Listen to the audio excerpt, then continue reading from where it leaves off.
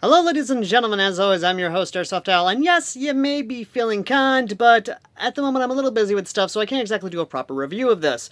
But either way, it's still a review, even if it's rapid fire. Ladies and gentlemen, this is America and Another World, Chapter 39. And oh boy, let's get into it. So, this chapter actually starts out with, of course, the leader trying to figure out what the fuck is going on. And let's just say he ain't exactly happy. Good old Fats and Nazi Adolf ain't exactly happy that apparently he's got over 5,000 fucking casualties and losing entire damn divisions. Or, you know, whatever suits his boat. Whatever, propaganda wants to try and spin it as. But, ladies and gentlemen, this just keeps getting worse and worse. So, he basically gets up, goes over to military high command, or at least the Nazi Elf high command, and starts asking what the fuck is going on. They themselves are trying to explain to him that, you know what, we got this situation under control. Sure you do, honey, even though the entire jungle just got fucking napalmed. Oh yeah. Well, let's just say the leader ain't exactly happy. And even by this point in time, I'm just going to say this now, I'm actually surprised that he didn't pull out a fucking Luger and shoot the sons of bitches for incompetency. But this one isn't exactly as our good old-fashioned human Adolf, but you know how it goes. You know, that'd be fucking hilarious, but then again, I'm still playing catch-up and doing these reviews, so that's how it goes. We all know. So, this is where things get a little bit more fun, because then we get a little bit more insight into this, and a little bit more camaraderie between military intelligence and the military itself, or at least the advancement department, because here's the kicker. They basically come over here and start telling them that, according to the reports, that these humans have helicopters. Now, the proper term would have been gyros, or at least gyrocopter, but you know what? I'll let it slide, because this is hilarious, this is actually really good, and I do love it, because apparently, according to them, they're still trying to develop their own version of the helicopter, or at least the gyrocopter. But, again, I'll let it slide. Moving on, though. So, they start trying to tell them, look, the Advanced Research Department, which of course I can only assume to be a version of the SS's, or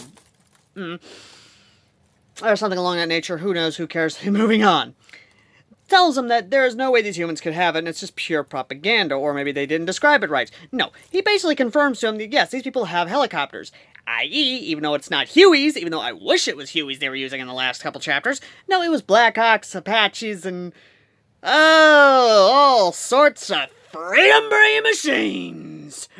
Moving on, though. So, being caught with his pants between the legs, the intelligence department finally speaks up and tells them that they might know who it is. And being these, according to a newspaper that they were able to recover from the field, of course, were able to say that these are what is known as Americans. And the leader, good old-fashioned Elvin Adolf, ain't exactly happy, asking why the hell didn't you inform him of it, and the reasoning is actually legitimate.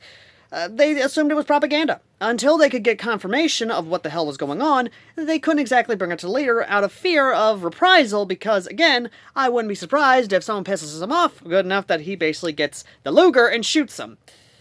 Moving on, though. So here's what happens.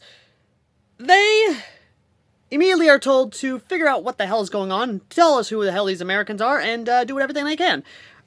Before, of course, the intelligence officer basically tells them that I'm a little bit frustrated because we can't exactly interrogate these people because the army is over here doing damn genocide and fucking holocausting these motherfuckers.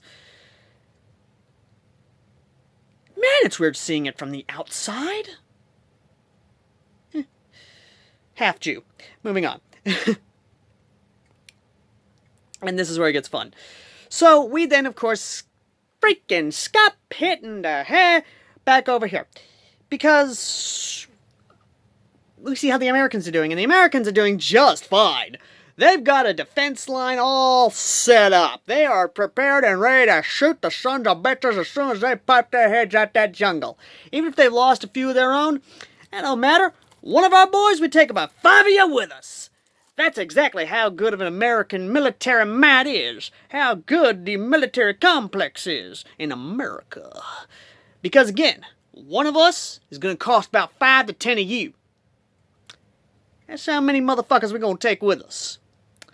But armor finally arrives. What took them so fucking long? Well, apparently the Maggie's road is about as... well, not even a fucking road. They just fucking put mud down there and claimed it was a road, which slowed them down a pretty good bit. And then the bridges, being as wood as they are, couldn't support the weight of a Freebrum's tank. So, of course, bridge layers had to come in and basically re-support the damn thing so they could cross the damn bridges. It just gets better. It just gets better. It really does, because they're basically saying that they're getting ready to push into the jungle to kill some Nazi sons of bitches, to push them back. Well, outside the jungle on the Nazi land, the Nazi AIAW land, they're being told to basically hold the position and defend themselves until the last wave of the invasion force can reinforce them and they can begin a counterattack. Well, that would work if the skies weren't speaking, but that's right. Here come the 18 Warthogs in all their glory, as they are basically laying into these motherfuckers because, oh yeah, let's just go and push these tanks into the one solid road, which basically gives us one long line of targets. Hell, I wouldn't be surprised if the pilots were looking down there going like, "That's some nice tanks you got there. Be a real shame if someone was to come in and bring some freedom on them."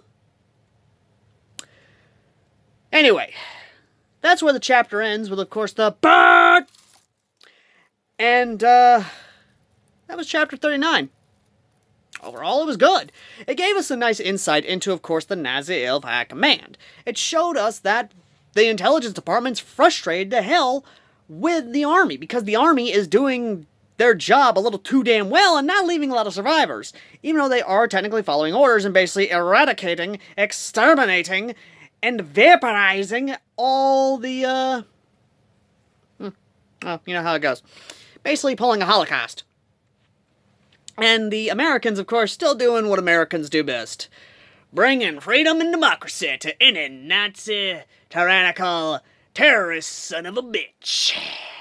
And communist sons of bitches, too. Don't forget, we like to kill communists, too. And swear to God, if there's some communists in this world, I'll be a happy, happy boy. Oh yeah! Moving on though. My final verdict on this is that this chapter is good, and I would recommend anyone to go ahead and give it a read. And if you haven't read it already, there will be a link down below to where you can read America and Another World in its entirety. And I would strongly recommend you would. What am I saying recommend? I'm telling you to! Anyway, that's it for this rapid-fire review of course, America and Another World. And ladies and gentlemen, next week, or at least next time on these reviews of America Month, we'll be taking a look at another story by a guy called D. Doritos. But I'll leave it to you in the community tab, as well as in the comments section.